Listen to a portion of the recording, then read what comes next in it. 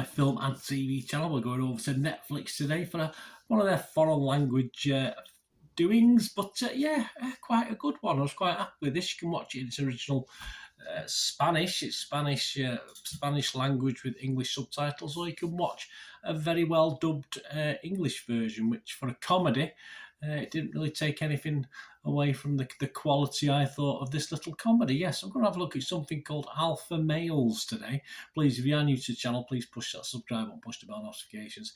If you're old and you're not new to the channel, or whichever you are, if you keep pushing buttons and press that little like button as well, you make an old film and TV watcher very happy. That'd be much appreciated. Film reviews, TV drama reviews, information blogs, quizzes, you name it, we try and do it, and I try and inform and entertain where I can.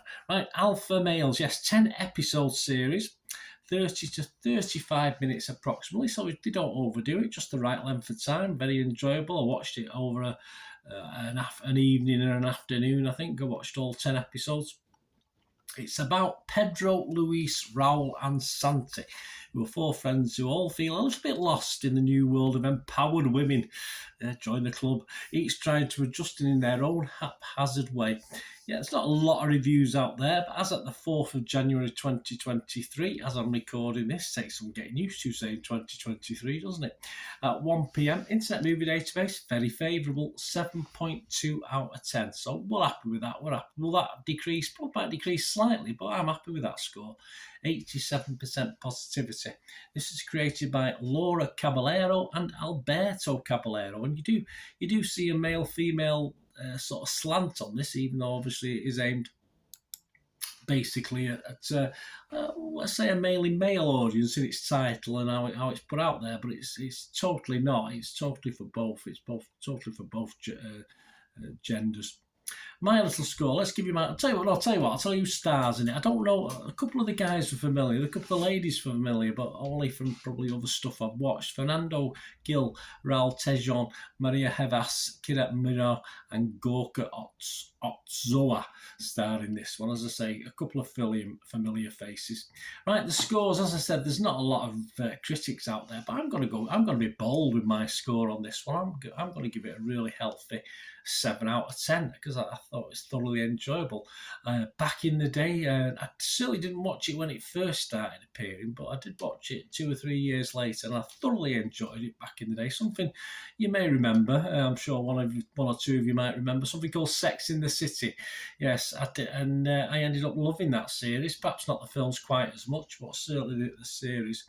And I thought that was something that appealed to both genders, even though obviously it was more female orientated.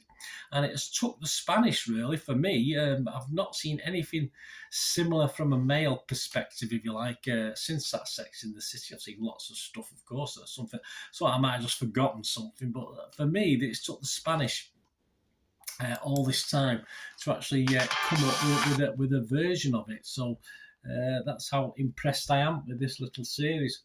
I really enjoyed this, the characters, the humour, and he's spot on. Nothing lost in the dubbing, which is, I say, a big plus for a comedy point of view, as in facial expressions and words spoken on the screen. And the female characters, like the male versions in Sex and the City, are also interesting. Yeah, the male and the female, and the 4 main storylines as the 4 main relationships change and twist and turn very well throughout, and they're nicely different as well. They're not all the same thing, obviously they're not all about a relationship breaking down, just certain levels of relationship, as you'd expect in real life from 4 friends who obviously all have different lives at that point in time. In the same way that Sex and the City appealed to both genders, as I said, I think this does also. It's certainly not something I wouldn't mind watching with a spouse or a partner. It's not really my fiance's sort of thing, so I probably wouldn't watch it with her. But as I say, I can see a big sort of liking for this for couples to watch this, and there's a lot of reality thrown into the mix as well. A lot of things you think, oh yeah, that you may, certainly old farts like me that have been there and done it. A lot of memories of things perhaps tried and done, and perhaps younger couples might be interested or certainly pique their interest with what's in here. But just generally, it's just a comedy. It's not real life. It's a comedy, and it's a very, very well done Spanish comedy. One of certainly one of the best I've seen. And thank you for Netflix for, as I say, they do throw a lot of foreign language stuff at us, and a lot of the foreign language stuff I turn off after an episode or two, or don't even make an episode. But this was well worth sticking with, and I thoroughly enjoyed it. So if you get a chance to watch it, let me know what you think. Thanks for watching, guys. Please, until we meet again, that's one thing. Please stay safe, everyone. Bye for now.